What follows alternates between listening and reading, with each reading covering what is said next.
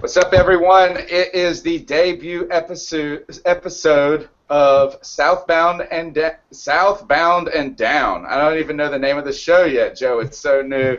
This is going to be the premier NFC South podcast, and not because of this beautiful mug right here, but because of this wonderful panel that I've got that Joe, that freaking Puerto Rican, assembled. Joey, go ahead and introduce yourself, and then we'll jump in and talk about what we're trying to do.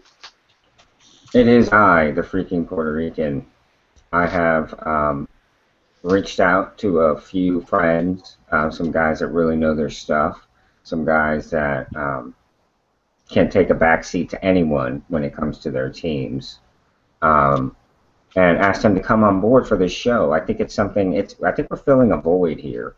And I really hope that it can grow into a valuable resource for many people. We are looking for a Bucks rep, if you would. Well, they're looking for fans still. And so when they find them, then tell them that first fan can come on this show. Exactly. So we are looking for one. But yes, I think it's going to be a lot of fun. I'm ready to get it started. All right, I think we should give the next intro to the winner of the biggest matchup of this past week, the Atlanta Falcons, Scott, not Jurassic, Carasik. How are you doing? I'm good. I have a feeling we're considered the evil empire right now. So. Oh, my word. So for those listening, Scott just flashed it, because we're going to be putting this in audio version all over the place too, is Scott just flashed it must have been the most expensive shirt ever. And it's Darth Vader crossing, where is he? Is he on Abbey Road or what? I don't know, man. He's just on a street with some stormtroopers holding the boombox. It looks like he's in California, like on some beach somewhere. He's Boombox Darth Vader. Boombox Darth Vader, tell us about yourself a little bit. I'm Scott Carasik. I've been writing for Bleacher Report for almost 3 years now about the Falcons. I run draftfalcons.com, and I always get into Twitter arguments if you're up for one. So. Oh, they're my favorite. They're my favorite. And last but not least, because Tampa is last tonight, Greg, introduce yourself. Well, I'm GREG BARBER. I am the New Orleans Saints writer for football.com. You definitely can contact me on Twitter at IntenseGB. Always feel free to, come on over and say hello, and we can football. And I actually do reside in Tampa, so. You're not even a fan. No, won't happen. Won't happen. I was a Saints fan before I ever made it to Tampa, so it won't happen. All right, so here's what we got going on, guys. What we're trying to do is enter a niche that is not limited, essentially to one team entirely, but isn't as broad as the entire NFL. And really, I don't know if other divisions feel this as much. I know there's a couple that have intense rivalries, but I feel like for some reason the NFC South, I don't know if it's resentment or it's the competition with each other, and particularly with the fan base, that seems to embrace the division system and that concept. So hopefully Southbound and Down can kind of find an end to the greater NFL world through looking at this very competitive NFC South. And what we're going to do tonight, guys, is start with the opening segment, the Fuel Up. And what we're going to do is fuel up this trip through the NFC South and talk about I'm going to give everybody a chance to kind of present the storyline associated with your team for the week. Now, this doesn't have to be the storyline, but the one that really has got your blood boiling or got you happy and excited. Just that one thing that you want to reach out and say, this is probably the most important thing going on to our fan base right now and to the NFC South. So I think we should start with the winner of the big game in the South, surprisingly, I'm not going to say that's the Carolina game because Tampa really didn't stand a chance. So let's open it up with Scott Carasik. Give us an insight in the fuel of what's going on in Atlanta this week. I mean, Jake Matthews being held out and Gabe Carimi basically being the left tackle starter as of right now. Matthews has an ankle injury. I just hope the Falcons don't do what they did with Sam Baker a while ago. Not a huge fan of having Carimi start, but if they do what they did with Sam Baker in 2010, which was always have a running back chip his guy, always have a tight end on his side of the field, basically forcing the defensive end that lines up on Baker to be pushed inside as opposed to outside, I think they'll be fine. So how big of a concern is this with you guys? Is this something other than, like, do you think that this is something you guys can easily, like you said, if you can do this scheme-wise to kind of compensate for this? Or, I mean, do you see this slowing that offense down that was so potent in Atlanta last week?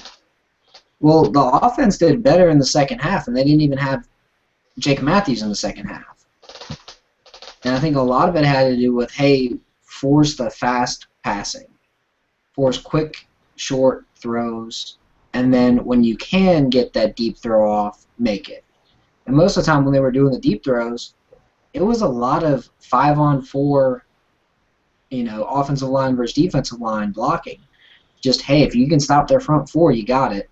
And Atlanta was holding up well against the New Orleans front four that's really good. Mm-hmm.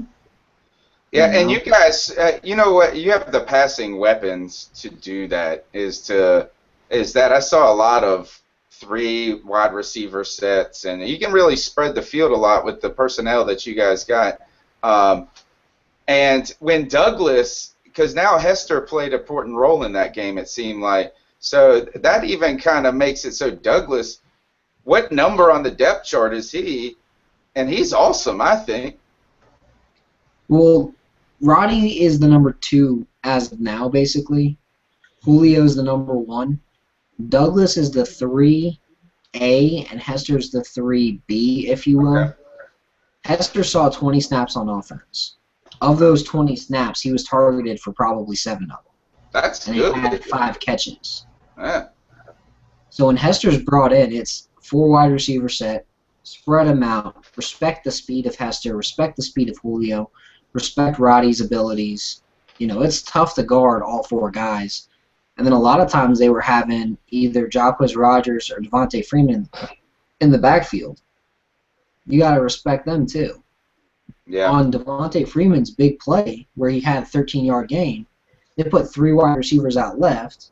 They had Hester on the right. They had Hester run the same slant that he ran, and Freeman run the wheel route behind.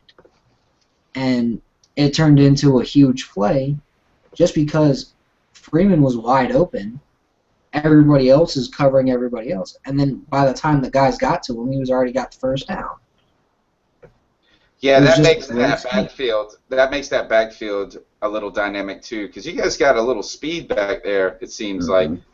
Joey, go in. Let's move to North Carolina, the other winner in this week in our division. What do you say the top story is, and was it on the field? I think, the top story going into this week now is Cam Newton playing. I feel pretty confident that he will be playing. He's been practicing, and from what I understand, he's been practicing well. So I don't expect a repeat of last week where we heard he was going to play right up until until Wednesday, and then they were like, well, he may not. So I think that is a big story this week. From last week, we look good. We had a backup quarterback in, and we look good. And really, that's, our defense we knew was going to be good. There's no surprise there. We knew they were going to be good. But there were big question marks surrounding this offense. And with our backup quarterback, we pretty much did what we wanted. Oh, more than that. And I think that, what's funny is that the Cam Newton debut this week should be the story. Mm-hmm. But fortunately, and I think this is good news for the Carolina Panthers in some ways, it's been overshadowed by the Rice Hardy, Douglas, beat up your girlfriend storyline, and now the whole NFL is on trial, which is awesome. I think Roger Goodell, I don't like the policies of the NFL when it comes to discipline. I think what they do is they invert what problems are in the NFL, and they punish very harshly ones that seem to be less problematic in real life, and then they have all these real big problems when it comes to serious issues like what happened in New Jersey with Ray Rice. So I'm glad that that's kind of pulled that storyline away from Carolina and Newton, and maybe that won't put so much pressure on them. Greg, tough showing in Atlanta. What's the storyline coming out of that this week? Going into Cleveland, right, to play the Browns. Yep. Well, I mean, from the Atlanta game, of course, I got to say congratulations to Scott in Atlanta and, all the Falcon fans. I mean, the Falcons played a very good game, but, I mean, it's not like it's any surprise that Saints-Falcons game is, basically a heart attack waiting to happen. So somebody's about to pass out, or they're either gonna be very happy or they're gonna cry. But for the most part, it's very simple. But for the Saints overall, I think one thing is that they missed a lot of tackles. I mean, that was a glaring weakness I saw in the defense more than anything. Because I mean, when you're matching up with Roddy White, when you're matching up with Julio Jones, you're gonna give up some plays. It's just plain and simple. I can't. There's no way in the world you're gonna shut those guys down every play. You might get them here and there. You're not getting them every play. You're out your mind if you think you are. But they missed tackles. They missed a lot of tackles that really probably could have cut some plays short that ended up extending plays. And so I mean I saw a lot of that. That was probably the one thing that irritated me the most with the defense was just the missed tackles. I mean that's that. If they can tighten that part up, I think you see a change in the defense big time. I do think the things that went wrong with the defense, the reason why they gave up so many points, is something they can fix. So that's unusual for a Rob Ryan defense too, isn't it? Usually, generally speaking, they're pretty good tackling defenses, right? Right. Yeah, exactly. They tackled a lot better last year compared to this year. I mean, I saw a lot of guys falling on their faces, trying to catch people in that game. Look at Scott. He's got this. I'm just watching Devontae Freeman do spin moves and Anton Smith do spin moves and Julio Jones and Anton basically said you're just not going to catch him. Yeah, and that Anton Smith play, I was so because nobody caught. They caught everything. They caught grass. They caught air. They caught the ground. They didn't catch Anton Smith. And he's been doing that for years. He'll get like one random touch and get a touchdown on it, and you're like, why don't we Anton Smith more? How you do? And I have to say that. How do you not have Anton Smith in that game more often? Playing more often? I don't know, and I'm glad you do keep him on the bench as much as you do. Every time you play the Saints, anyway. Well, any time, but that dude can go. No, I don't understand why they keep him on the bench, other than Keith Armstrong saying. I mean, unless Mike Smith hates him or something, so that kid should be playing. I honestly think they should cut Steven Jackson, bring up Jerome Smith from the practice squad to be the bruiser. Yeah. And just let Anton Smith and Jacquizz Rodgers and Devontae Freeman rotate. Because no one will stop that running back core. Yeah, and I mean, but I mean, overall for the Saints offense, I thought the Saints offense was pretty strong. I mean, for the most part, I thought they did very well. I hated that the first two drives they ended up being field goals. They should have been touchdowns. One was the penalty against Street that killed that drive. Yeah. Because that was a touchdown. If he doesn't get that holding penalty and kind of push him back, it kind of killed the momentum of that drive. Atlanta doesn't stop him. That's a touchdown. The second one, you probably could have went either way. You probably still could have been a field goal. Maybe it's a touchdown. But,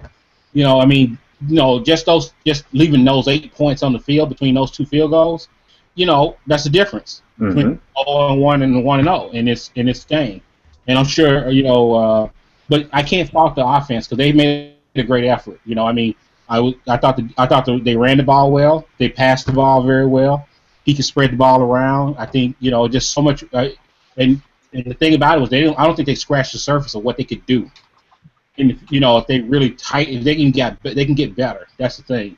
So I'm excited with the offense, but the defense I'm excited about because I know they can get better than what they were. Right. So, That's a cruddy storyline coming out of New Orleans that we can't tackle, and we can tackle. It's the truth. That's been, and it's the truth. Like I said, that was the frustrating part with the defense for the most part. That is very frustrating. And so if they could tackle, this is a different story. I think the game. I'm not saying that they would have won it, but they don't get nearly as many yards as they get. They shorten the plays, or they either, they shorten those plays. They don't get as many big plays because of the tackle. Matt Ryan doesn't win Air Player of the Week if they can tackle. I'll put it that way. That's true. You're right. Exactly. I agree with that. I'm totally in agreement with that. Because Kenny Vaccaro and we're gonna let you guys. We're going to let you guys get into your game here right now. Let's just go ahead and plug the podcast. Thanks for everybody for coming and joining the first episode of Southbound and Down. Please, if you're watching right now on YouTube, which I know some people are, go ahead and click the Get Involved in the Conversation link that is in yellow at the bottom of your screen, and that will showcase some of the articles from the writers of this prestigious panel right here that are gloating and breaking it down real with their no-tackling teams. I would like to say this, though. We got to give the storyline for Tampa for them since they don't have a fan base to show up right now. And I think my storyline is this. It's harder to take over and reform and improve an NFL team than people give it credit for in the media. And what I mean by that is Lovie Smith might be a great coach, and there might be some good talent on Tampa, but it takes time to get a team dynamic and a culture built, and I don't think it can be done in week one. Not at all. I can I guess I can interject a little bit because living in Tampa, and I watched that game as well, and what I saw is the same thing I saw in preseason. They can't block. They can't block anything. Mm-hmm. Those dudes were. McGowan got killed, and I think if even McGowan was upright, he couldn't get the ball to the receivers. So it didn't matter to me. I thought that was a terrible move to even get him in the first place. Mm-hmm. But you can't protect him either. That was even worse. So. Well, maybe they're saving Mike Glennon and protecting him. All right, we want to get into the Saints-Falcons game because that was, I think, something that we want to break down, and then we'll let Joey break down, and me and Joey will try to break down with your help the Tampa game. Joey, go ahead. You've got to tell everybody about a special project you have coming up this Sunday. Not this Sunday, the following Sunday. We're going to be at the Carolina-Detroit Lions game this Sunday, so.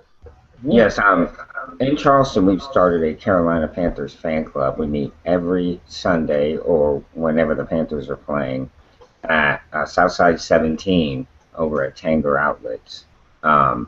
We were there this past week, and the place was a madhouse. It was packed. There was standing room only.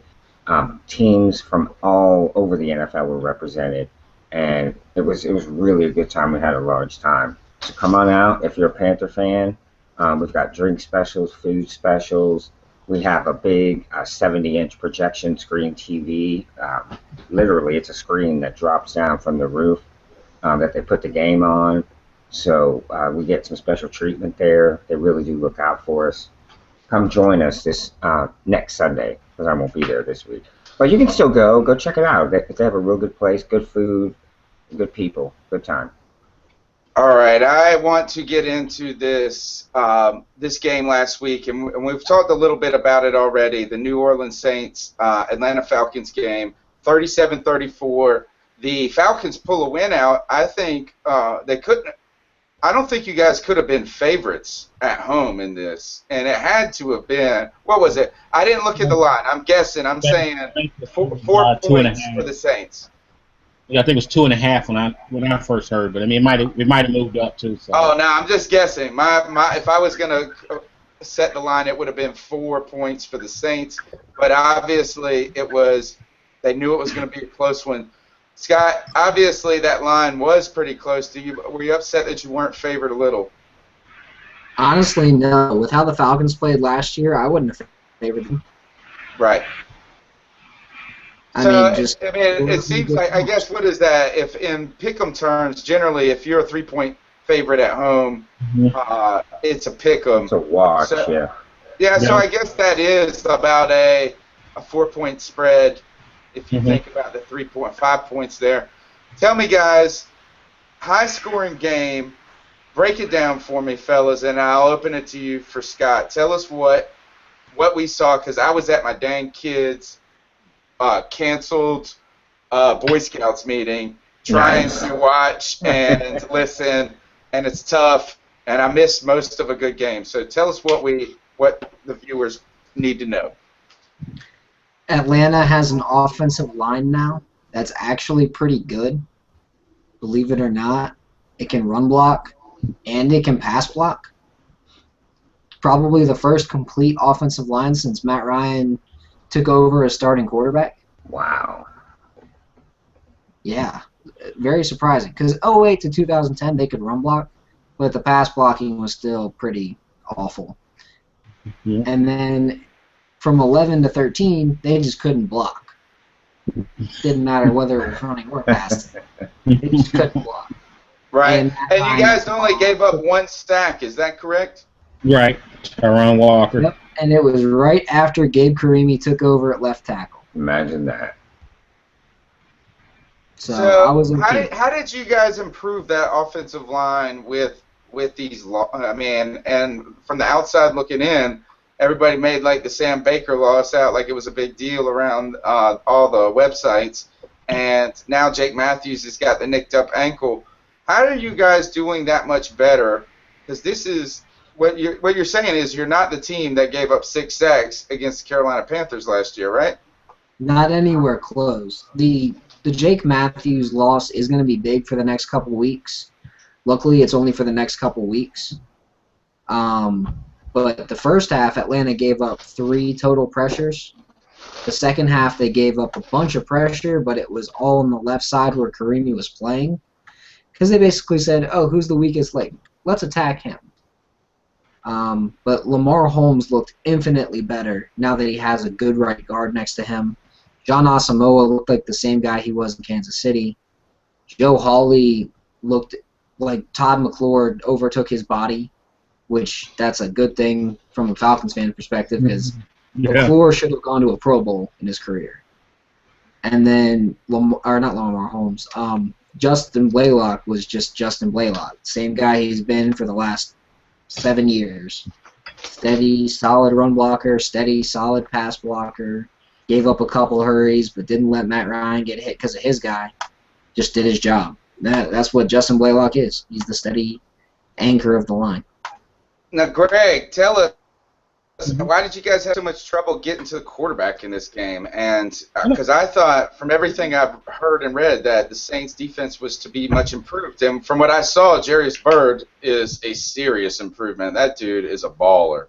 Yeah, I mean, now as far as the line, they got close to Ryan quite a few times, but Ryan also did well enough to be able to step out of the pressure and either run or get the pass off. So I mean, that was probably more credit to Matt Ryan than it was that the defense didn't pressure him or didn't get to him. I mean, they just weren't able to catch him. He was able to get out of there. So I mean, some of that credit comes to some of the credit try to give it more to Matt Ryan, the fact that he was able to dodge pressure and run the ball and do some things with it. So, for the most part, but they know bottom line that they should have been able to get to him and did a much better job, and they didn't. So, I mean, I don't know if Rob Ryan should have made some adjustments. Maybe he should have sent, maybe did a couple of more stunts or dogs or sent in a safety or another linebacker or something like that, send somebody in extra, spy him. I don't know. Maybe should have made a few more adjustments there to try to get him down a couple times. And that maybe that rattles them, changes them up a little bit, but I don't know. But for the most part, I credit more Matt Ryan for not being sacked more often than I fault the defensive line for that they couldn't necessarily get that pressure. But he's right. The offensive line, their offensive line has improved. That So Matt Ryan was just zeroed in, wasn't he? I mean, Matt Ryan, what, a 72% or completion rate in that game? The best game of his career. Put up over 400 yards? Yeah, it was over 400 yards in that game. Yeah, and actually a lot of it was missed tackles. That made some big plays. Sometimes, coverage mistakes. I can look at Patrick Robinson a lot of times. Sometimes some of it was just technique, or with him is the kid's got the talent, but sometimes he'll make those mistakes that'll give up pass play. So I think he's got the potential to be a really good player, but he also can be extremely frustrating that he should be doing a lot better than what he is. So that, like I said, I'm not too worried about Keenan Lewis, but I was definitely worried about Patrick Robinson, and still justifiably so. That's my big worry there. He's going to get picked on a lot. Joe, what did you see? Did you get a chance to watch this game, and how closely? And what did you see as looking south towards this matchup? I did see a little bit of the game here and there, but I think the thing that I was most impressed with today I was watching something on NFL Network, and they were talking about quarterback ratings over the weekend, and Matt Ryan, I believe, was the third highest over the weekend at 91. How was he not the highest? Good Lord! I think Kaepernick was the highest. Whatever. Yeah, he had. Well, that was against the Dallas defense. Right, exactly. Enough said right there. So he should be. Yeah, exactly. Well, I hate to rain on y'all's parade a little bit, but there was only one sack in this game, and you guys, there was over 70 points scored in this game, so there wasn't too much defense in y'all's game. Just in general. Just in general. I did like what I saw from the Falcons running backs, because for me, that was a big question mark coming into this year.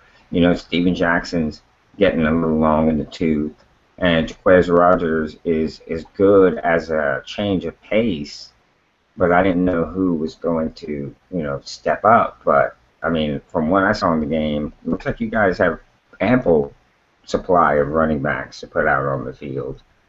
I really like that spin move Rogers made to score the touchdown. That was pretty tight. Oh, yeah. That looks straight out of John Madden. I'm just surprised that, Steven Jackson still has a job. I'll put it that way. He better have a job. He was the one damn auto pick on stupid NFL, ESPN fantasy football team where they don't give you the little ringer or no update or nothing. And I had I was the third pick, so it was like an hour between damn picks. And I missed it by 4 seconds. Goes by, and I got damn Steven Jackson. Congratulations. Yeah, I'm sorry for your fantasy team loss.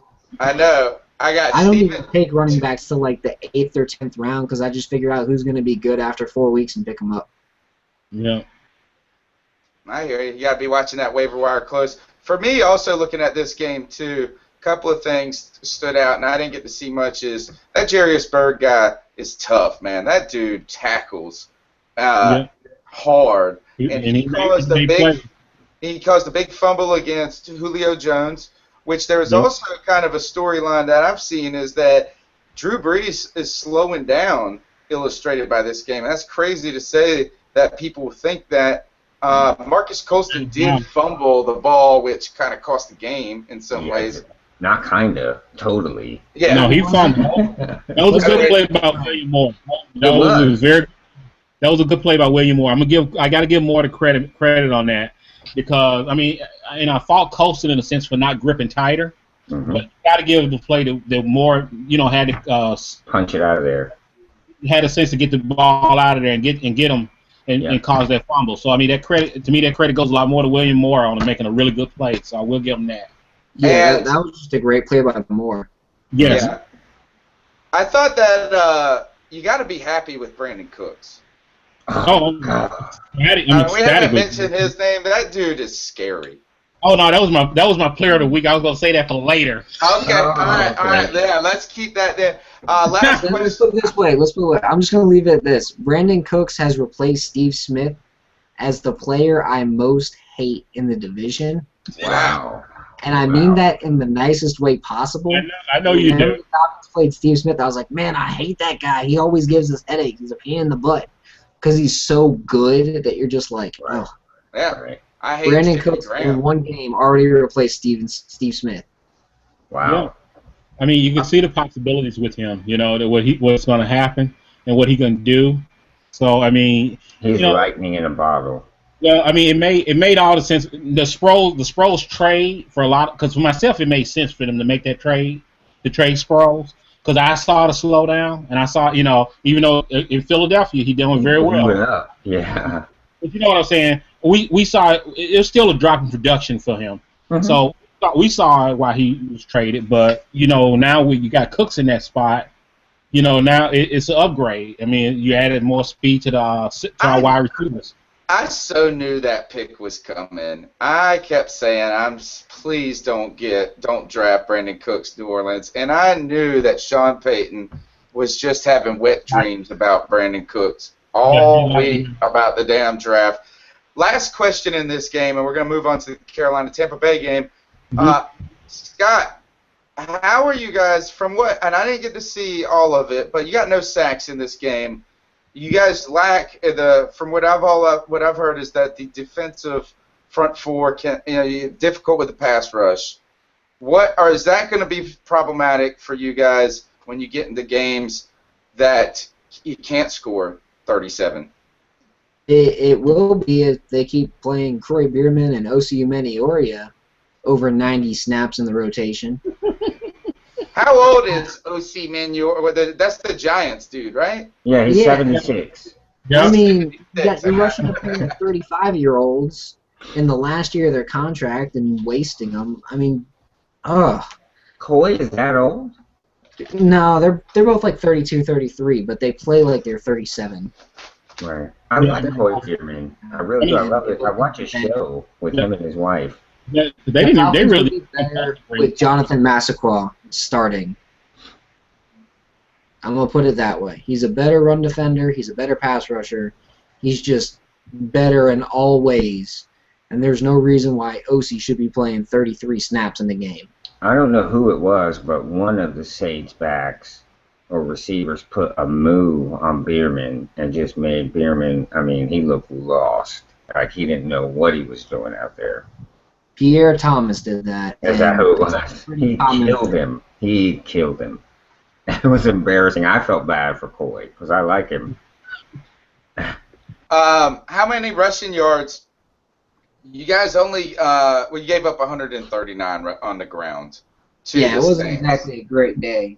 To the Saints, to the team that would not run the ball if they didn't have to, if the NFL didn't force them to. Right.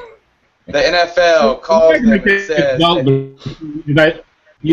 I'm telling you now, you're gonna get over 100 yards on you when we see you two, when you see you guys too. I told you that last time, and I'm telling you again. When the Saints play against me and Tony, maybe they'll get 100 yards. Not against the Panthers, though. Against the Panthers. I know that Panthers front seven's just nasty, man. Oh, I absolutely agree. I don't think they're gonna get 100 against the Panthers. Now, will the passing attack probably hit 500? Sure. No. But the rushing attack's not going to hit 100. All right. I think in the secondary, and you got Roman Harper, the safety backer. Yeah, we already know him, so don't worry. He got an interception last week. All day. He had a pick last week. He was last playing week. Josh McCown, not Drew Brees. I'm just saying. Exactly. I'm just saying. He got a pick. Okay, all right. Let's jump into this since you guys are going to talk junk about the Carolina Panthers and you forget how dominant that defense is. Nobody forgets that. Yeah, you ain't going to get 100. I mean, there's no way that's going to happen. All right, but let's go ahead and talk about this game. Carolina Panthers went to Tampa Bay on the road, opening game, notorious for slow starts, have not won since 2008, an opening game. Haven't won under Rivera. with a backup quarterback, with questions marks all around them, and all this buzz around the Tampa sucks. And our defense came to play and muscled them boys up. And then the offense looked far better than anybody could have expected. So, Joey, break down a couple of points for this game, and then I'll put my 2 cents in. We'll get our division rivals in here and let them tell us how they're going to run over 100 yards on us. I'm going to start with Derek Anderson. Derek Anderson looked very poised. He looked very calm back there, as far as not having actually taken a real snap. I think since 2011. I think that's when it was 2011. But he looked good. He really did. Again, watching something today, I saw them talk about the play-action pass and how well he utilized it. And he did. He utilized it perfectly. And that really helped to buy him some time and to get separation from the receivers and their defenders. So I'd like to start there. Derek Anderson had a great game. He had a quarterback rating of, I believe, 88 or 89. I think he was 4th overall in the league quarterback rating. Right, that's right, for this week. And that's great. I mean, as a Panther fan, you got to feel comfortable knowing that should anything happen to Cam long term, God forbid, you still have somebody in there that can carry you. And that was great that we got to see that from DA. I'm going to move next to the offensive line, because there was a lot of question marks there. And the offensive line held together pretty well. I was pretty pleased with what I saw from the offensive line. Gerald McCoy is a beast, and I think he got in and got Derek Anderson once. He did. He got a sack, a hit, in a hurry. And he's right, and that's into that because he is a freakish kind of player. Yeah, people argue that he's the best defensive tackle in the entire NFL. Another thing about that is that Pro Football Focus ranked him extremely high in his play in that game. So it's not like he just had an off game and we were still able to limit his effectiveness. Is that he, from all measurements, seemed to be there and showing up. It's just he was the only one. Yeah, because Claiborne didn't show up, and Clinton McDonald didn't show up, and Michael Johnson's still in Cincinnati. Right, exactly. That's exactly what I was thinking. I was like, they paid him money to leave there to come here and be a stud, and he dropped the ball in this game. Yeah, he didn't do anything. When they play a good pass rush, let me know, because that's how you can really judge that offensive line. Yeah, I agree. I mean, I hate to say it, yeah, Byron Bell did good against Michael Johnson, but Michael Johnson didn't have anybody creating pressure from the outside either. Well, we won't let you know. Totally got destroyed. Khalil, right. Yeah, Khalil's Khalil. He did okay. And Fernando Velasco got destroyed because he shouldn't be playing right guard. And Nate Chandler got, Nate Chandler was going against Adrian Claiborne, who sucks. I can't believe that. We didn't allow any sacks. And we moved the ball. And Derek Anderson had the 4th highest quarterback rating, and his name is DA. So let's just go ahead and say this, is that, obviously they performed well enough, and you can only play the competition you play, for sure. And those guys certainly didn't play less than what was needed for that game. So I wouldn't go as far as to say that they got destroyed, because they really protected Derek Anderson, but Derek Anderson did a good job. And that offensive line does have to get some credit, because we do have our guards are playing. I think Sila Tulu is a good guy to have in there, as well as Trey Turner is starting to show himself. He's going to develop throughout the season. So it was encouraging, to say the least. And Joey, I think the kind of, other than the defense, because we're going to have to talk about that defense for a moment, Kelvin Benjamin, 6 catches in his first game, 6 catches for 92 yards and a touchdown. Led the team in receiving yards this game. Yeah. So now you have 2 receivers, Greg Olsen and Kelvin Benjamin. Yeah. And Cotchery did okay. Yeah, Cotchery's your number 3. Yeah. I'm okay Cotchery with had that. 4 Hey, catches for 30 yards. I'm And okay after with him, that. you've got nobody. I'm okay with that. You don't have a number 3 wide receiver. You don't have a number 4 wide receiver. You don't have a number 5 wide receiver. You don't. You don't have a number 2 tight end. We never line up in Barely a have a full number wide 1. receivers here. Yeah. But what about Not at all. I'm just Did talking you get about hurt? pass targets. Okay, let's talk about that because guess what we have now? We have one more receiver than we had last year. That's right. And this receiver this year is 6'5", 240, and has a nose for greatness, essentially. Look, the dude, and not to overdo it and say, because I'm not saying he's the next second coming when it comes to a guy that's going to be putting up like Calvin Johnson type numbers. But there were question marks coming into this Carolina camp this year about how well this guy would acclimate to the NFL. There was questions about his intellect. There was questions about him catching the ball, his route running.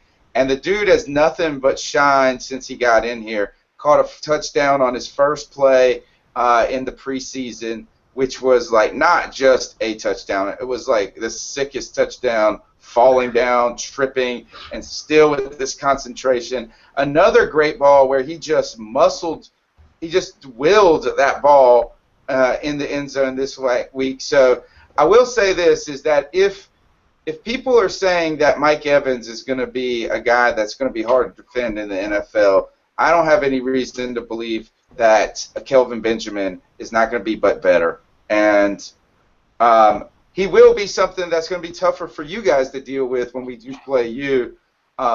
And one last point to Scott. We'll let you know how our offensive line is when we play somebody that is in Atlanta, because y'all don't got no pass rush either. Right now, no.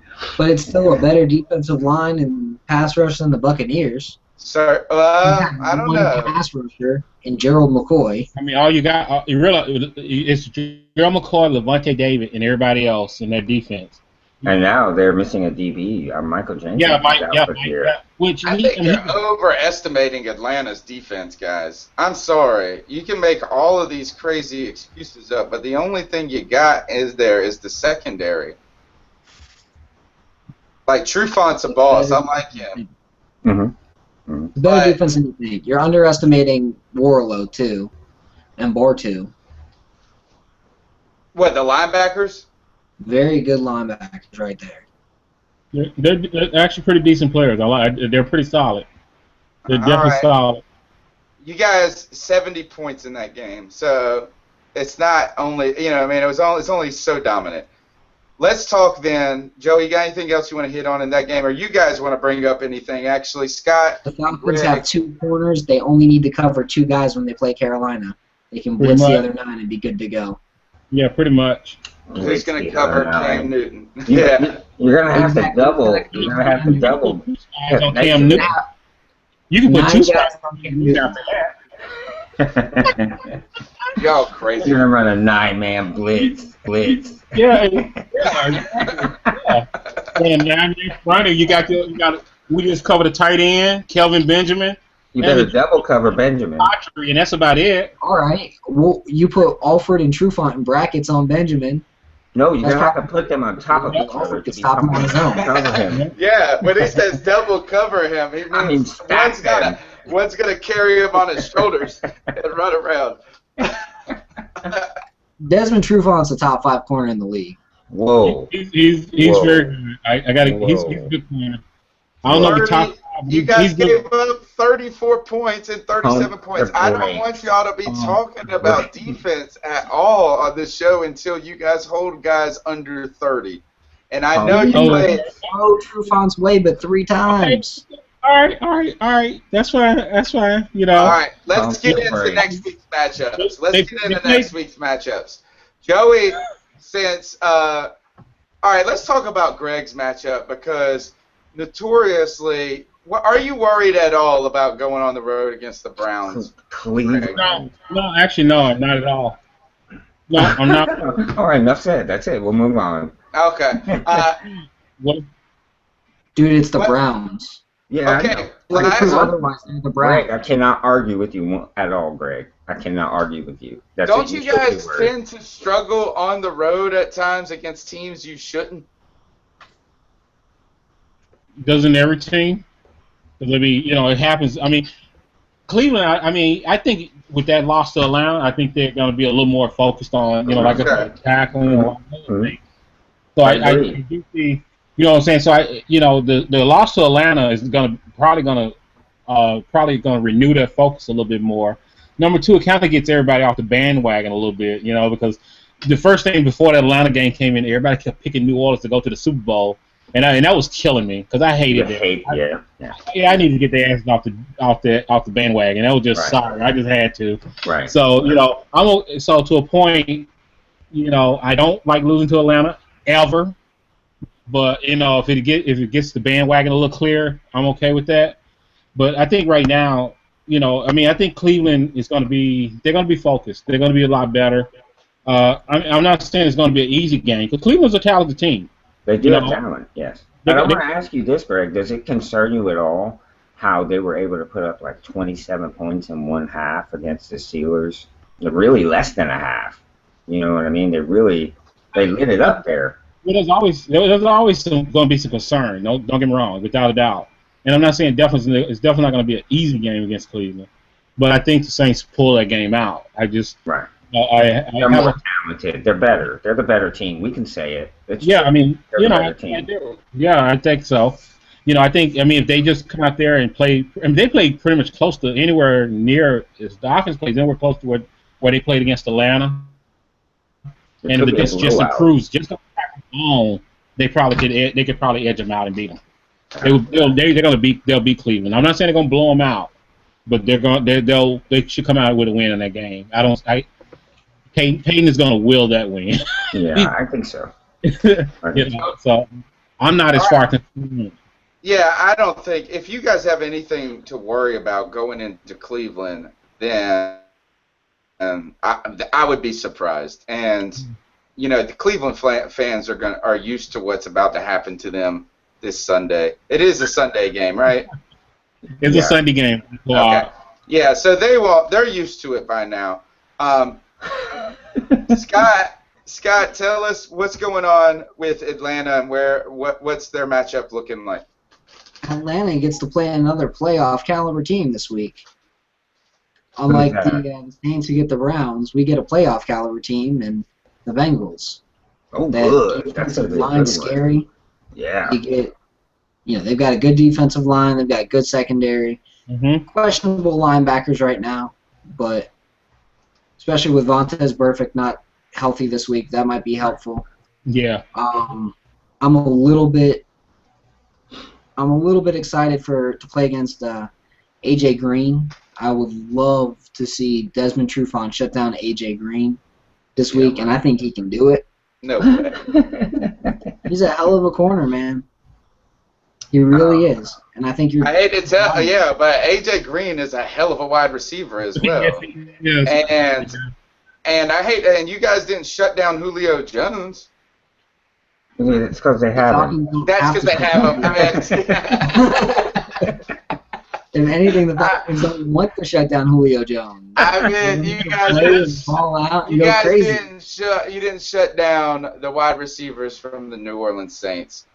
Because Brandon Cooks was continually lining up against Robert McClain, and Jimmy Graham was continually lining up against Dwight Lowery. Okay, on that note, Scott, is that a coach's fault? I mean, are the coaches to blame for that? No, that's the Saints going, they don't know what we got in Brandon Cooks. Let's put him in the slot. Okay, and at no point the coaches say, hey, we need to put Trufant on this guy. Well, they didn't even want to put Trufant on him. They wanted to put Alford on him because Alford's faster. And Alford shut him down whenever he was on him, outside of a 3-yard play that nobody in the NFL, not even Revis, not even Sherman, could have defended on that Brandon Cooks touchdown. Only one person could have done it, and his name is Nobody could have done it. All right, Greg, jump in there and tell us, is Desmond Trufant going to shut down A.J. Green? Greg, you saw Trufant play. It's going to be a good battle. It's going to be definitely a good battle. I don't think he's shutting down A.J. Green.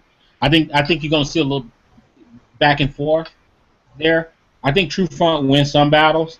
I think AJ Green wins some too. I have a hard time thinking that Trufant is going to shut him down. I mean, you're talking what? He's easy at what? Top 5 receiver? Top 2. Maybe top 2, top 3. Yeah, easy. I went 5 because I know, as always, everybody has the ideals of who they think is the best. Because Scott is going to tell us his defense is #1 ranked next, and Calvin Johnson's the #1 receiver in the league. Yes. Yeah, You got AJ Green. Okay, so Scott, going on the road into Cincinnati, I haven't looked at the line yet, but are you feeling confident that you can go in there? I mean, it's a tough regular season team that does have a defensive type style system overall, even though they have some strong offensive weapons. What do you think it's going to look like for you guys going into that hostile territory with that ugly orange? Well, I think people don't realize just how banged up the Bengals are right now either. Atkins is fighting his foot injury. Burfict's got a concussion. Yeah. Tyler Eifert's got an elbow injury. Sean Porter's fighting a hamstring. That's 4 starters right there. 4 guys play a lot of playing time for them right there. Carlos Dunlap's got a hamstring issue. AJ Green has a foot issue right now. He's limited in practice. And Andre Smith's got a shoulder issue. I mean, they're banged up and they're barely even catch them at a bad time. Yeah, it's a mash. It sounds like a mash unit to me. And Atlanta's got 2 guys on their injury report. One of them's probably out in Jake Matthews. And the other one's going to be limited all week in Roddy because they're like, his knee, he's old, let him rest up. So are you going to try to run the ball on them more than, or you think you're going to try running the ball, establishing the run even more than you did this past week against the Saints? Even though your guy threw over 400 yards, it's hard to say that you establish a run when your quarterback does so good. Right. Well, that's part of why they did well against the Saints. Right. They established the run. They established that they were at least going to run right. the ball. The threat was there. The threat was there. The threat of, hey, we're going to hand it to Steven Jackson, and our offensive line can at least push forward for 2.5 yards. Mm-hmm. And he can fall forward for the other 1.5 yards he needs. That's why he averaged 4 yards a carry, because he was falling forward for that extra 1.5 yards. Not because he's actually good. Because he's tall. The offensive line is the only reason why he gained 4 yards per carry. Because every time he took the ball, he got exactly what the line gave him. That's it. No more, no less. So what do you think? The score of that game is going to be, Scott? Man, if I had to guess, probably 31-28. Another high-scoring game for the Falcons. And they are picked it up in the end. So you're not shutting down AJ Green because AJ Green got to be getting a little piece in there. God, all like 20. He's probably getting a touchdown. Hey, 28 points. So who wins, Scott? You said 31-28, and the winner is Atlanta. Oh, okay. Just wanted. I didn't hear that part. Match too, but Atlanta's got 2 guys on the injury report. Right. And they've got 12. So I'm Okay. gonna pick the team that's healthier. I'm adding a segment to this show right now, this second, and it's very simple. I think we should all just pick the divisional games and keep up with it throughout the season, and just pick winners and losers. And not score, just winners, losers. Okay. Yeah, I mean, would you guys rather do score? I'd rather do winners and losers versus score. Okay, Yeah. I like that too because you guys know more about football than me, so I lean on you guys a lot. So I just like to make fun of all y'all's teams, and I say, all right. So we got Scott down. I'm gonna write it down. Somebody, if they got a piece of paper, help me kind of pin it out as well. Scott's got a Falcons going on the roads, and we'll start winning in Cincinnati. Greg, what do you think about that? Who are you picking in Cincinnati? In Atlanta, Cincinnati. I don't know. That's a tough one. He's right. With Cincinnati with the injuries, that kind of Atlanta might have a shot at him there. But I'm looking at it on the road. Cincinnati kind of gets that hometown push. Yes. You know, I got to go Cincinnati in a close one. But I got to go Cincinnati in that one because of just being on the road. And plus, Atlanta might be a little high because of the fact that they won a game. They beat the Saints, which they have had a hard time in the last couple of years doing. So, you might get a little bit of a letdown early on in that game, which might catch you in trouble. So, I have to go. I'm going to go Cincy on that one. All right, Joe. I'm going to say I'm going Cincinnati as well, just because they are at home. And they're, they looked good last week. Mm-hmm. They played well. I like Giovanni Bernard a lot. I really do. I like the versatility he brings. Jeremy Hill's the one I'm wondering if they can let him loose. All right, I'm picking ATL in this matchup. I'm picking Atlanta because Julio Jones is. Wait, answer this for me, Scott. Is Roddy White going to play? Oh, probably. Because is it that damn ankle again?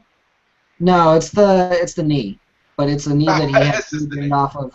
He's fine. Okay. He just hit it hard. Okay, well then, if Roddy White plays and is effective, I'm just saying I'm picking Atlanta. Joe, let's spend the last 5 minutes of the show or so breaking down the Carolina, or talking about the Carolina matchup, guys, hosting Detroit, and we will be there. Let's pick New Orleans, Cleveland real quick. Yeah, good. Yeah. Okay. Huh? New Orleans. Is anybody picking Cleveland? No. I mean, I'm picking. I'm picking New Orleans. I said, and I'm gonna go close. I'm gonna go close in this game. I think it's gonna be. I'm gonna go 24-20. Wow. 24-20. I don't think the Browns have a shot in this game. What about Tampa? We'll have Jordan Cameron. I'm picking New Orleans in a blowout, 35-14. I think the Browns are terrible, so I'm surprised that they were able to do that in the back end of that game. Pittsburgh ain't the same Pittsburgh that you knew. That's true. Yeah, I understand that, but man, they're better than almost losing to the Browns in one half. You would think. I mean, 24 unanswered or 27 unanswered is crazy against a team that doesn't have Josh Gordon, doesn't have Ben Tate. Not that he was that good anyway, but still surprising to me that they did that. But everybody's picking New Orleans. Tampa Bay is going to St. Louis, I believe. Is that right? Yeah. Is it on the road? I think they are going. I think so. I think that's. Tampa at. Oh no, it is at the Bucks. No. Oh, 2 in a row, huh? Yeah, it's in Tampa again. Don't worry, nobody's going to be at the game. Not that game. Okay. No, you're right. Not that game. Preseason scrimmage. Yes, that's exactly what that's going to be. It's going to be the worst game. Despite the lack of a quarterback. Because Carolina beat him without a quarterback last week.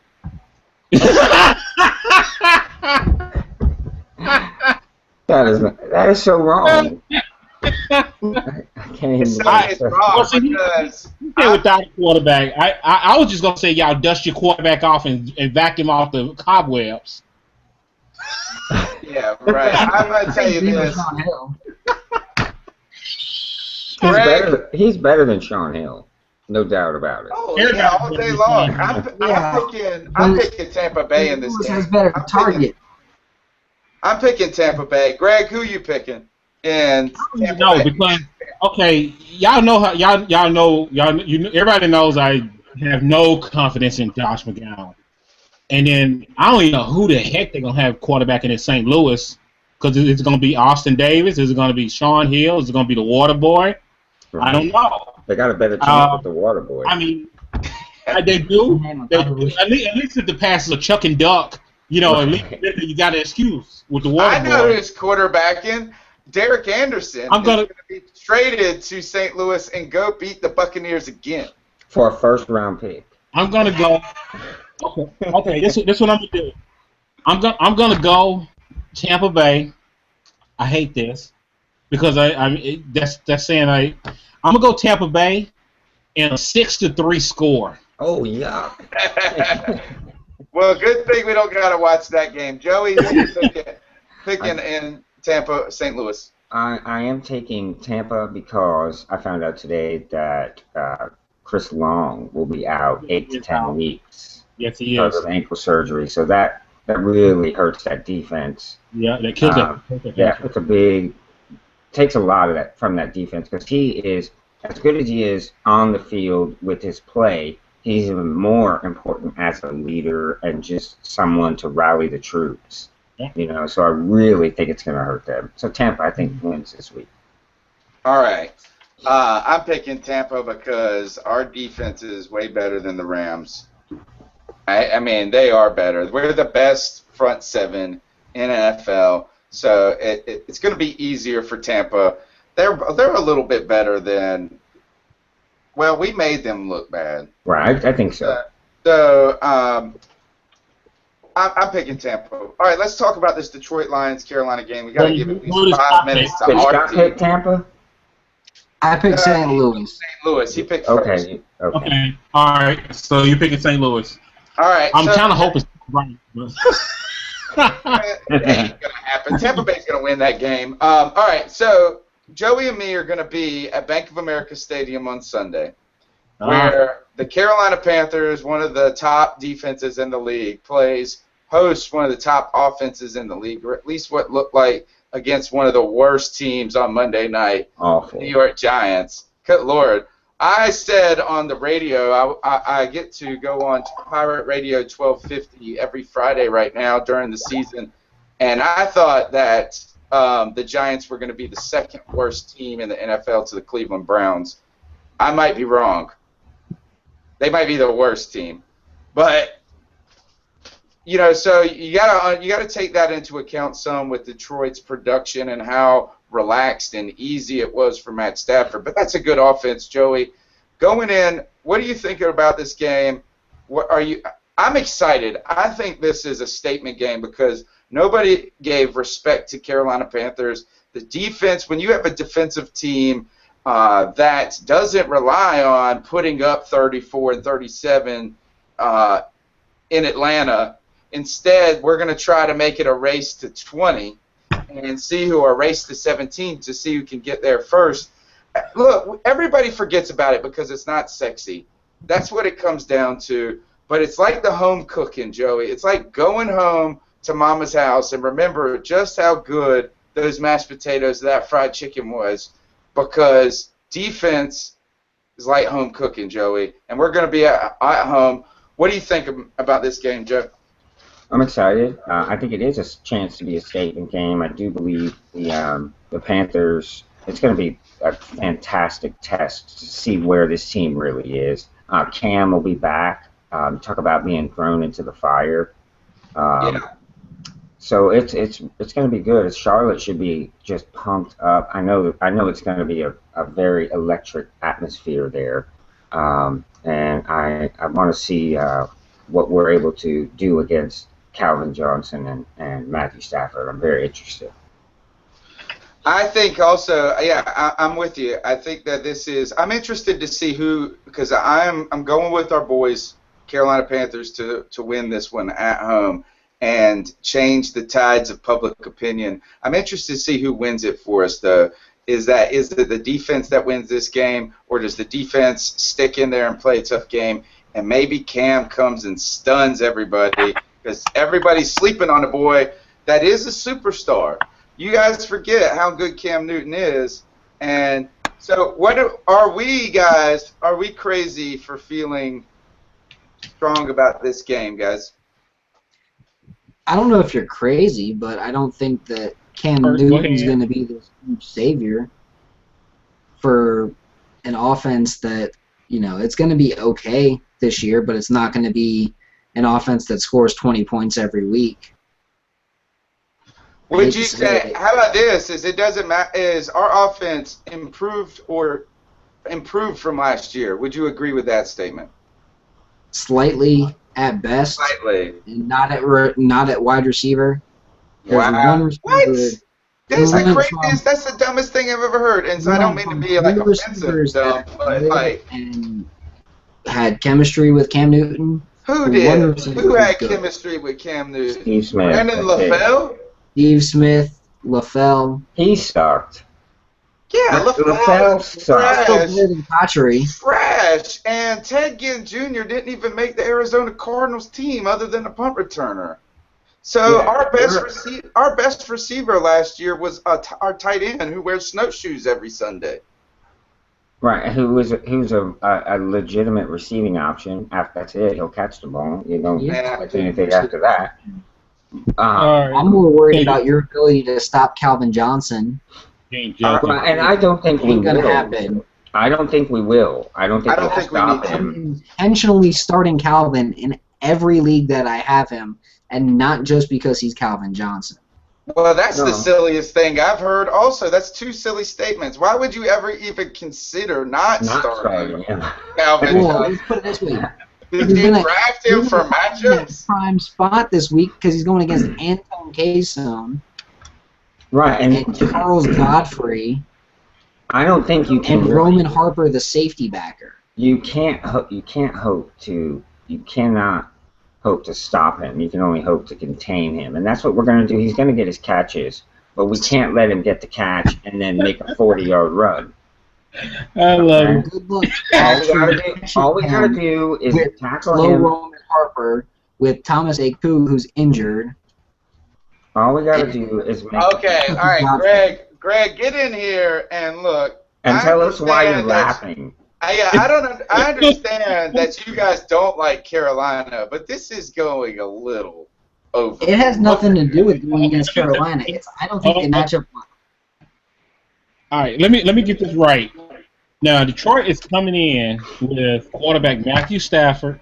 We're talking Eric Ebron. We're talking Calvin Johnson. We're talking about Golden Tate. We're talking about Reggie Bush, Joique Bell. I mean, they got like a stock full of weapons. Yes. You ain't stopping everybody. No, but Yeah, if Matt Stafford is running for his life or throwing off of his back, it doesn't matter who they have out there.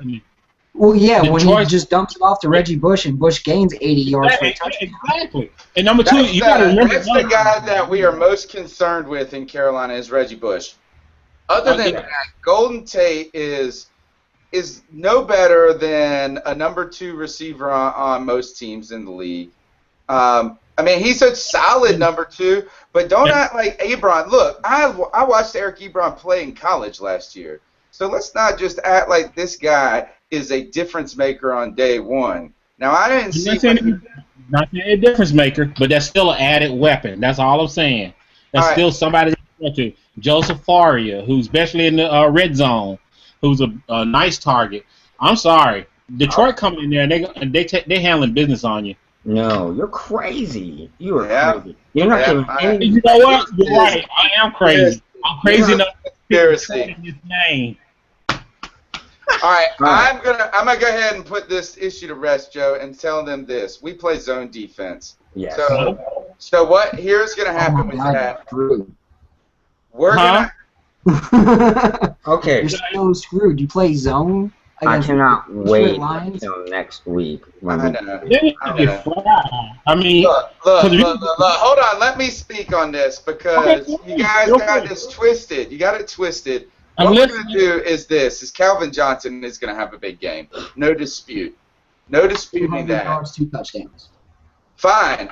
How What much? I want to know this is, didn't 200 he? yards, 2 touchdowns. No way. Fine, No I'll way. give him that. Go ahead and give him that, Joe, because he did that last year, and they lost. I don't remember the team that he did it. He had 22 catches on like Thanksgiving or some crap like that, and he had like 300 yards receiving. It was the greatest. different offense. What's What? that? Different coach, different offense. It still doesn't matter. He blew up for 300 yards and they lost. So here's the idea: is that you let Calvin Johnson. Calvin Johnson is going to get theirs. But if we make you y'all act like y'all damn Lions fans. The dang thing is that if we can make them one-dimensional like that, and we limit what Reggie Bush can do there, we can limit what Golden Tate can do.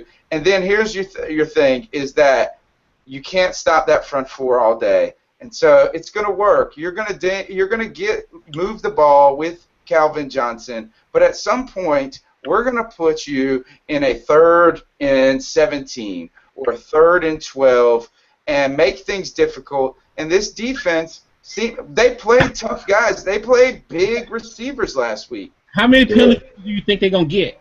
Because that's only what? 17. That's the only way they're going to get the 3rd and 17s by penalty. You're crazy. All right. Look, you guys, how can you doubt us? How can you doubt our defense? I know. We don't have the best defensive player in the NFL on our team. That we don't have the best. This is coming from 2 teams that don't have any pass rush, obviously. So they don't know, Joey. They don't know, Joey, how much a pass rush. What's that? When did Navarro Bowman get traded to the Panthers? Navarro Bowman is not. Willis get traded to the Panthers. You think Navarro Bowman hasn't played this year, so we need to slow our roll on just how good he is when you haven't seen him come back from an injury. Second, Luke Kuechly, Defensive Player of the Year last year. Didn't even deserve to be nominated. Oh my God, Scott! I can't believe you're trying to ruin the credibility of this podcast. I know. I can't believe that you would say that. We just lost our 2 viewers. As much football as you know and watch, Scott. I know. You say that. Should have been nominated ahead of him. Hell, Greg Hardy was the best defensive player on your team last year. Not Luke Kuechly. I'll probably give him the edge. I'll give him the edge on that. I agree with that one because Hardy was dominant last year. No, he wasn't. He wasn't. His stats were okay. He was dominant against one team. He was dominant in this conversation, which is the Atlanta Falcons, where he had 6 sacks against y'all, or 4 sacks. It's not all about sacks. He created pressure against everybody. He lined up in the 3, the 1, the 5. Except he was when the best defensive lineman in the NFC South last year. He didn't do anything in New Orleans, that's for sure. Yeah, I mean, I think he's too feast or famine to be considered the best player on that defense. That's because New Orleans triple teamed him every single time he played. Game in, game out. Kuechly is there. Doesn't matter who we play. Doesn't matter who's blocking him. Doesn't matter how many people are getting to him. He's making plays. He's not stopping all those weapons, and you got Roman Harper in that secondary.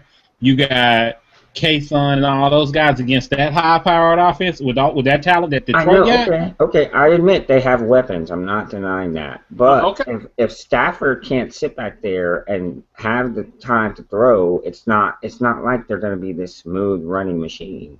Yeah. Because if he's running for his life, or if he's forcing throws or hurrying throws, that changes everything completely. Nobody's saying that Detroit's that. I don't think that we believe that the Carolina offense is going to hold them to 10 points in this game. Right, I'm not saying that at all. But this team is not going to move the ball like you guys moved in Atlanta this week on both sides. Like zero resistance. Yeah, I mean, that was just like you guys essentially let the other team score so you could get your offense out there faster. Right, it was like you left your defenses on the bus. Wow. So, okay. And if you think we sound ridiculous saying that, this is only a quarter of how ridiculous you sound that them saying Luke Kuechly shouldn't have been nominated, that Navarro Bowman is good, but I don't know. Bowman is better than Kuechly now. I'm sorry. Bowman is better than Kuechly. Not right now. Not right now. Yeah. Not right now. He's not better than me right now since he also can't me. I know. All right, Joe, I can't even stomach this discussion with these guys. Let me just All say, right, here, let me ask you one question. Let me ask Scott and Greg one question. If Carolina wins this game this week, what will that change in your mind about this team that you really have very little obvious respect for anything about them? Well, that's because they have very little obvious talent on the team outside of their front seven. Okay, so they'd have to Answer the question. Secondary to win. Answer the question. If we win this game, will it change anything about your opinion about our team? I would say y'all are a little better than I thought you were. A little. So they're the best offense. They're this high-powered, crazy offense that a great defense can't stop. And if we beat them, to have a great defense, you have to have 11 great defensive players. You have 7. Yeah, nobody's putting Roman Harper in the Hall of Fame. 4 crap defensive players. Yeah, you can't do that. So you're trying to tell me you guys then, with that argument, you have great offenses. See, with that argument doesn't hold water because with your offense, essentially, you don't have a great 11 offensive players. Yeah, they've got a great 13 offensive players. No, well, he's talking about the Falcons. I'm talking about the Falcons. It's not that you have a great running back. You don't have a great running back, and you don't have a great offensive line. So you don't have a great offense. 4 running backs, 5 guys on the offensive line who can pass protect, who can run block now. A solid swing tackle and creamy. It's a better offense. This is like... Is it just because you hate the Panthers? Is that what it is? Oh, wow. You just hate the team? Because nobody, you never... They have any offensive talent outside of Cam Newton and Kelvin Benjamin and Greg Olsen and your 2 good running backs. That's it. And he just keeps listing people's names. Oh, yeah. And he's like, by the way. And then, look. One lineman that would start on any other team, every other lineman wouldn't even be a backup in Atlanta. That's what you have. That's all you have. You have all of a sudden it's the most improved thing ever. Okay, Greg. So you said just a little bit. Scott obviously won't change his opinion. We could blow him out by 40, and he'll be like, matter. I'll give you. Yeah, you're not. I don't think you're blowing the. Towards ACL in the first play if you blow him out by 40. I'm being exaggerative on purpose because I'm saying this is that if we beat this team, it doesn't sound like you guys are going to have any different opinion about the validity of the win. And that just seems strange because you guys can have this little boyfriend matchup in Atlanta where everybody's like, oh, I lost and it was a great game and that we're still awesome. But then Carolina beats a division rival with with a backup quarterback, and then if they beat Detroit, then it's just like, oh, well, sorry. But you got mediocre. The division rival was already playing a backup quarterback themselves. Yeah, I don't argue that. It's still a division game. It's still a division game. You're the worst team in the division, and you barely won it. Yes. I mean...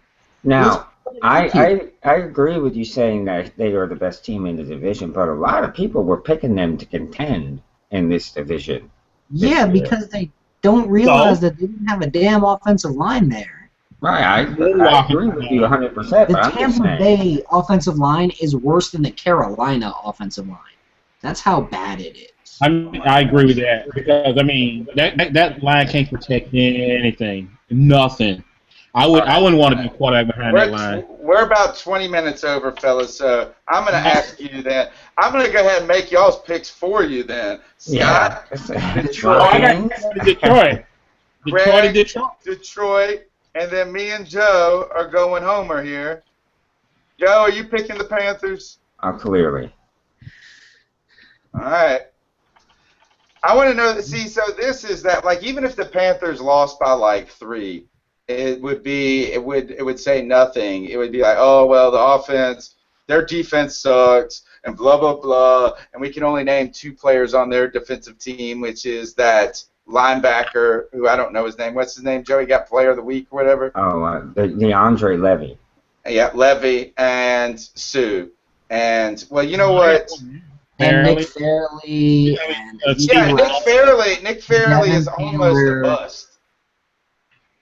Fairley's not a bust, man. Fairley's been good last year. They were talking about He They're was in not the re-signing. doghouse with the coaches. Yeah. But he's back in the doghouse, but he still played the primary snaps at under tackle. Yep. And he came in out of shape. Yep. So, But he's fine now. we'll see. Yeah, We'll see. He he's played the playing Giants. now. They played the The Giants, only fellas. issue he had was a hands to the face penalty this past game. That I'm was a gonna really t- bad play. Yeah, are both of you guys' games at 1:00? Yeah. Yeah, I know. Yeah, mine's at 1. I know ours is. Yeah. All right. The reason I'm asking is because, as possible, I do expect to hear from you as your eyes kind of turn and watch what's going on in Carolina. We will. Oh, What time's your game in Carolina? 1:00. It is a 1:00 game. okay. So yeah, I'll be keeping watch on what's going I on. probably won't pay attention to it. I'll probably watch it after the fact. Yeah. Here, this is what you're gonna watch. It's the Panthers beat the Cowardly Lions, and if Sue only had a heart. Oh my God. Okay, well, Now, hold on. Let me ask you this question: okay. If y'all get lit up like 35-10, Okay. what are y'all gonna say? We're gonna say a lot. That's Yeah, we'll not have good. a lot to say. Yeah. We'll have a lot to say. Trust me, Is we'll that- You have started a agreeing lot with to me say. about your secondary then, huh? I think this. I think you're I underestimating. I had to ask think that question because you asked us if you win, how we gonna feel about it. But if you lose, how you gonna feel about it? Yeah, I think that will have some serious question marks. First, I think that Oh, you it got serious depends question on, marks. it would depend on how we lost. It would. I mean, if you're talking 35-10, what that is a failure on two sides of the ball rather than a failure on one. So if that is the case, that's what I would say is, look, if we lost 35-10, we lost on the offensive line and we lost in the secondary potentially. Well, obviously, if they put up 35. Here's the thing that I think you guys overestimate, though, is the way we use guys that you're familiar with. You're most familiar with the two names that are related to your team, respectively, Thomas Deku of the Atlanta Falcons and Roman Harper of the Saints. And I can understand. Look, Roman Harper is known for giving up the big play in coverage. They say for every big tackle he does, every big tackle that he makes and blows a dude up in the middle or in the run game, he blows a big pass play. Similarly, the storyline for Thomas Deku is that he can't tackle. Well, now let me just go ahead and say this. We only played Harper like 10 snaps in the game against Tampa Bay. And all of those were in run defensive, or 90% of those were in run plays and bringing him and using him in that fashion. The other thing is with David, so I think we can exaggerate by just looking at the player on a singular level on how he's going to be used. Similarly for Thomas Deku, I think this is that I've seen him nothing but perform well in training camp, in the preseason. And so I understand he didn't play well for the Atlanta Falcons last year, but nobody on that defense did last year other than Trufant. And so to say, and look, he was a Pro Bowler, and now what you got to do is just say this, is that his Pro Bowl was stolen by people like Scott, who are just so much homers, they'll sit on NFL.com and just vote for him to go to the Pro Bowl. You realize he was an alternate that got selected by the coaching staff because the San Francisco safety said no, right? Is that how he went? That's how he went. Okay. He did still have like 8 interceptions that year or something, didn't he? He had like 6 interceptions, and he still missed 30 tackles that year.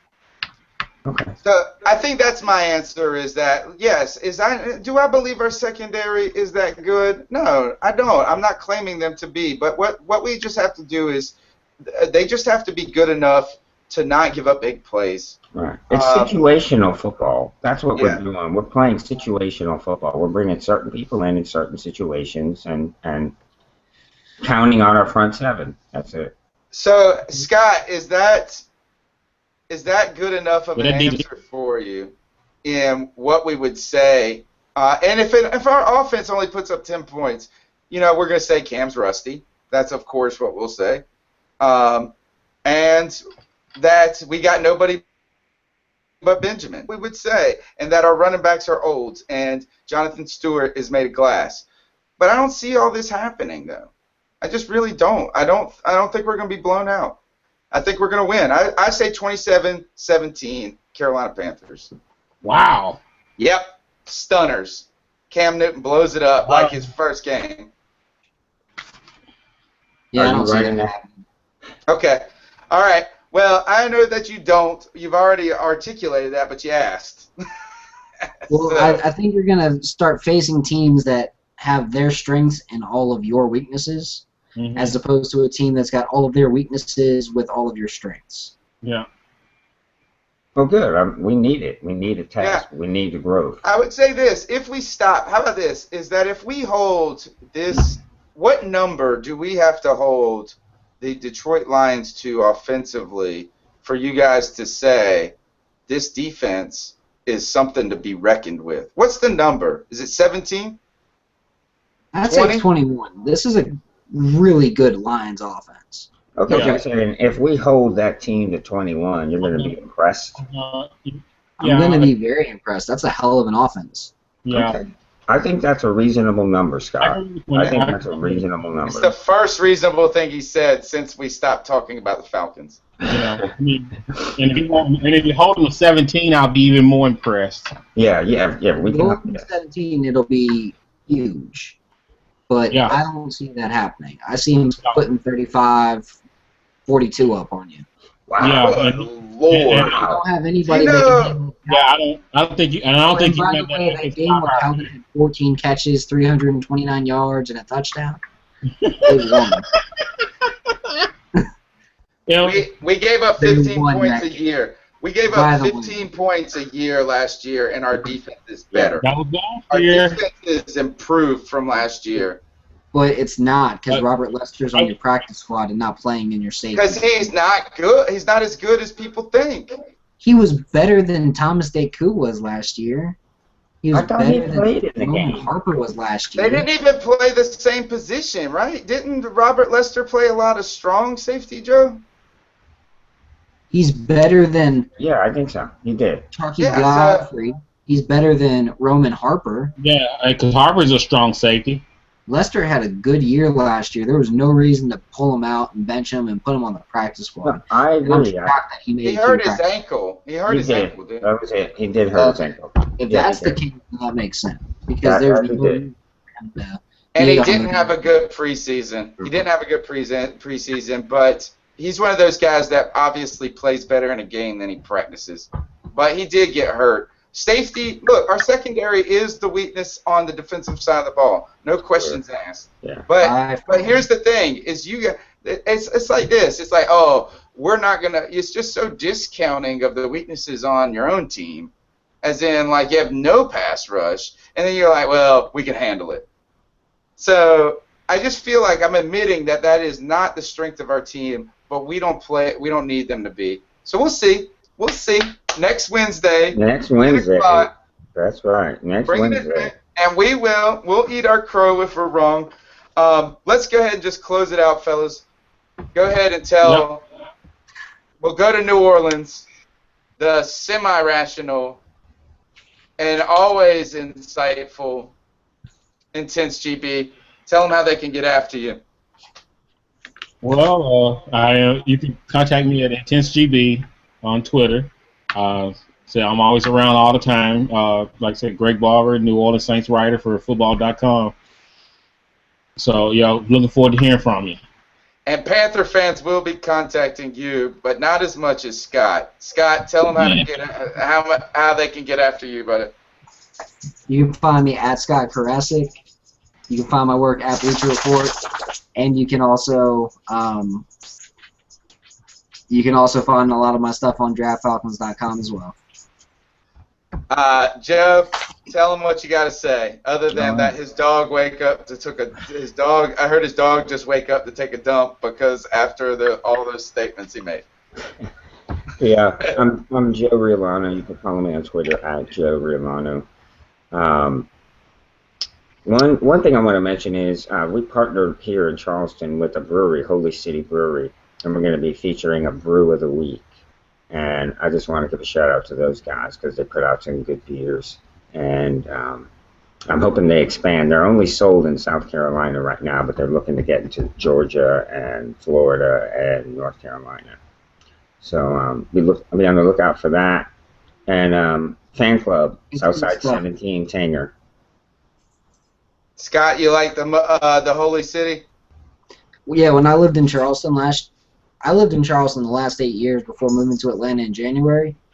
Holy City Brewery is by far the best one in town, outside of RJ Rockers. I'm a big fan of RJ Rocker too. Yeah, except for RJ Rocker, the beer names are kind of off-putting to me.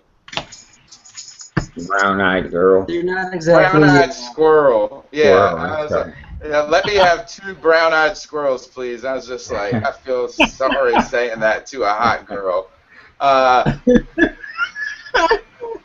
All right, this is the professor, the only one outside of that freaking Puerto Rican that had any sanity when it came to the Carolina Panthers.